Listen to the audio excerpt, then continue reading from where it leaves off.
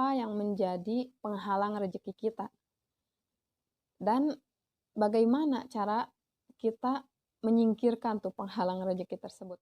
Ketika kita menyerahkan semua permasalahan kepada Allah, ketika kita menyerahkan semua apapun yang terjadi pada kita kepada Allah, sudahlah bermuhasabah diri, banyak meminta ke Allah untuk Allah memproses semua permasalahan kita, memproses semua ending kebahagiaan untuk kehidupan kita.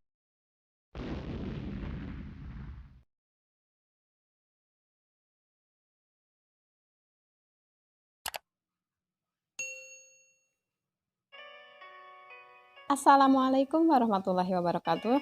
Halo semuanya, kembali lagi di channel Akbar Media bersama saya Miskah Mansur. Alhamdulillah bisa bertemu dan menyapa teman-teman semua di sini. Semoga teman-teman senantiasa ada dalam lindungan Allah Subhanahu wa taala. Di video kali ini saya akan meng-share salah satu kembalinya kita kepada Allah. Nah, teman-teman, ini kemarin tuh kan sudah bahas apa yang menjadi penghalang rezeki kita. Dan bagaimana cara kita menyingkirkan tuh penghalang rezeki tersebut. Teman-teman bisa tonton di video ini ya, yang kemarin aku sudah upload gitu. Nah, di video kali ini saya akan sedikit bercerita tentang sebuah pengalaman pribadi saya gitu. Ini mungkin pengalaman yang perdana gitu ya teman-teman, yang sangat tidak pernah aku duga gitu. Nah, ketika kita menyerahkan semua permasalahan kepada Allah, ketika kita menyerahkan semua apapun yang terjadi pada kita kepada Allah, sudahlah semua masalah beres gitu teman-teman. Kita akan takjub dengan cara Allah menyelesaikan permasalahan itu. Sekalipun kita bisa didefinisikan bukan bahagia di atas penderitaan orang lain ya, tapi bisa didefinisikan bahwa kita takjub, bahwa kita Masya Allah luar biasa, Allah itu baik ke kita, Allah itu baik ke semua makhluk, dan Allah itu sangat menyayangi kita gitu. Karena Allah itu tidak mau seorang hambanya yang Allah kasih itu terkena masalah kayak gitu. Nah teman-teman, ini sedikit coretan digital kehidupan saya ya. Jadi alhamdulillah ya, ketika saya sudah menikah gitu ya, menikah dengan suami saya emang berkomitmen dengan suami saya sebelum saya menikah bahwa saya dan suami saya ketika sudah menikah, sebelum kita mempunyai rumah impian kita itu ngontrak, enggak serumah dengan mertua ataupun dengan orang tua saya. Jadi kehidupan selama saya ngontrak gitu, dan terakhir ya yang sering saya vlog di sini ini adalah suasana kontrakan saya gitu teman-teman. Namanya ngontrak ya, setiap fasilitas, setiap keadaan yang ada di lingkungan kontrakan ini itu bukan milik kita gitu, bukan kehendak kita, bukan mau kita. Kita harus mau rela berbagi, kita mau harus semuanya itu dibagi ya teman-teman, dibagi dalam hal apa, mau itu halaman, mau jemuran, mau air, mau apapun yang ada di kontrakan, fasilitas yang ada di lingkungan kontrakan, semuanya itu berbagi. Dan di 2 tahun yang kebelakang gitu ya teman-teman, alhamdulillah saya dapet tetangga baru gitu. Jadi pas si tetangga masuk ke sini biasa aja ya, pertamanya biasa ngobrol, kita bercengkrama, berkenalan kayak gitu.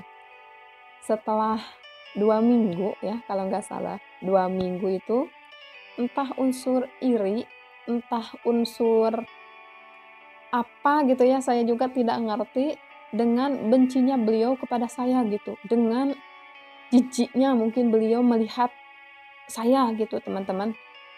Yang Masya Allah saya pun sering gitu bertanya-tanya, apa sih yang saya lakukan sampai-sampai segitunya gitu.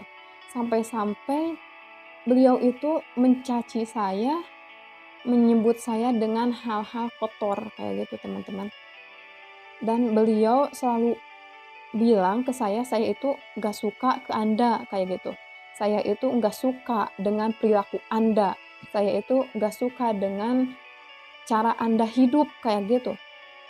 Cuman waktu itu saya adu mulut dengan beliau. Saya hanya mengatakan saya tidak rugi dibenci sama Anda, dan saya tidak menyuruh Anda untuk suka sama saya. Saya hanya seperti itu. Dan apa yang terjadi? Saya menangis. Saya kala itu kan punya anak kecil ya teman-teman. Anak saya itu masih umur sekitar 8 bulan waktu itu. Dan saya LDR-an dengan suami saya selama 2 tahun itu. Makanya sekarang saya selalu meminta ke Allah gitu ya. Bukan sekarang, tapi beberapa bulan sebelum suami saya sekarang kerja lagi di sini, di tempat yang dekat dengan keluarga, saya selalu minta ke Allah bahwa saya tidak mau untuk suami saya kerja jauh lagi gitu, teman-teman. Karena saya kan anak bungsu ya dari 6 bersaudara, dan saya sudah tidak ada orang tua. Pernah mengeluh, pernah menggerutu ke Allah, saya harus hidup sama siapa ya Allah? Saya ini harus apa ya Allah dengan permasalahan yang sedang terjadi, dengan cacian tetangga yang luar biasa mencacinya ke saya gitu teman-teman. Kalau suami saya pulang, saya selalu mengeluh. Misalnya saya nggak mau nih ngontrak di sini, saya pengen pindah, saya pengen ikut, pokoknya banyaklah hal yang saya keluhkan ke suami saya. Dan mungkin suami saya risih gitu ya dengan keluhan saya, dengan celotehan saya kayak gitu. Seiring berjalan waktu ya teman-teman, Allah itu baik gitu, Allah itu maha baik. Saya minta ke Allah, saya serahkan ke Allah. Ya Allah, jika permasalahan ini adalah permasalahan yang Engkau kehendaki, dan jika permasalahan ini adalah permasalahan atas kesalahan saya mohon maaf ya Allah dengan sebesar-besarnya. Saya mohon hidayah dan bimbingan-Mu ya Allah. Dan jika dengan permasalahan ini tetangga saya yang salah, mohon ya Allah beri hidayah kepada beliau, lembutkan hati beliau, banyakin rezeki beliau, dan hal-hal yang baik ya teman-teman. Dan paling penting dalam permasalahan itu saya minta ke Allah, ya Allah mohon selesaikan permasalahan ini dengan baik. Karena memang saya tidak mau saya dengan tetangga saya hubungan saya tidak baik kayak gitu. Apalagi ini satu atap kayak gitu teman-teman, hanya dihalangi dengan bedeng-bedeng kayak gitu ya. Nah, singkat cerita, saya pun menjalani hari-hari dengan julidnya beliau gitu, dengan tatapan sinisnya beliau gitu, dengan risihnya beliau menjedor-jedor pembatas sekat kontrakan kayak gitu, dengan dengan gak enaknya saya gitu ya, dengan risihnya saya dengan beliau gitu, perlakuan beliau, saya selalu minta ke Allah, mohon selesaikan dengan permasalahan ini. 2 tahun berlalu, alhamdulillahnya takjubnya saya dengan kuasa Allah, seakan-akan saya tersenyum, terharu dengan cara Allah menyelesaikan permasalahannya. Pertama, yang Allah selesaikan permasalahannya, karena memang yang saya ketahui ya, yang saya dengar, beliau itu kehidupan rumah tangganya miris teman-teman. Jadi saya sangat bersyukur saya mempunyai rumah tangga yang seharmonis ini, yang punya suami yang sebaik ini. Saya alhamdulillah, saya tidak akan mengatakan mirisnya seperti apa, yang jelas garis besarnya kehidupan rumah tangganya miris gitu. Yang kedua, cara Allah menyelesaikan permasalahannya, Allah itu kasih mereka ujian dengan suaminya sakit hingga sampai meninggal ya teman-teman. Tapi meninggalnya alhamdulillahnya tidak di kontrakan ini gitu. Dan yang ketiga, setelah beberapa bulan gitu ya suaminya sakit kayak gitu, rumah kontrakan yang di pinggir saya itu roboh teman-teman pas waktu hujan begitu lebatnya. Kalau secara akal, teman-teman ya, secara akal, bisa saja kontrakan yang saya tinggali ini terembet, roboh gitu teman-teman. Tapi, Masya Allah luar biasa gitu teman-teman. Yang pinggir itu robohnya parah, tapi enggak sampai roboh ke yang saya tempati. Itu yang saya, Masya Allah, ternyata Allah itu baik gitu teman-teman. Saya takjub, merinding kayak gitu dengan cara Allah menyelesaikan permasalahan. Dan yang keempat, cara Allah menyelesaikan permasalahan itu, Allah itu menyuruh mungkin ya, menggerakkan hati beliau itu untuk pindah dari kontrakan ini.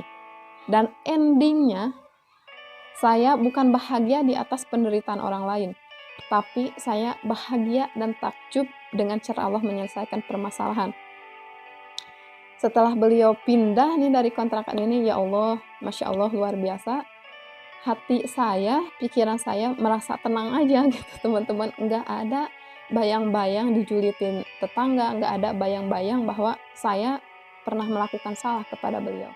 Jadi ketika kita menyerahkan permasalahan kita ke Allah, itu tidak ada yang tidak sia-sia. Kita itu harus banyak bersabar, banyak bermuhasabah diri, banyak meminta ke Allah untuk Allah memproses semua permasalahan kita, memproses semua ending kebahagiaan untuk kehidupan kita. Nah, untuk teman-teman, di video kali ini mungkin seperti itu ya, coret digital pengalaman saya, dan saya simpulkan di sini, ketika kita menyerahkan segala permasalahan kita, seburuk apapun kita, sebanyak apapun dosa kita itu yang pertama itu taubat ke Allah, koreksi diri kita, banyak beristighfar, perbanyak sholawat, dan perbanyak amal soleh lainnya. Insya Allah, Allah akan mudahkan urusan kita, Allah akan urus semua kehidupan kita, dan kita akan mendapatkan ending kebahagiaan yang sangat luar biasa. Oke teman-teman, mungkin seperti itu ya di video kali ini. Semoga dapat menginspirasi dan semoga dapat bermanfaat. Sampai ketemu di video selanjutnya. Assalamualaikum warahmatullahi wabarakatuh.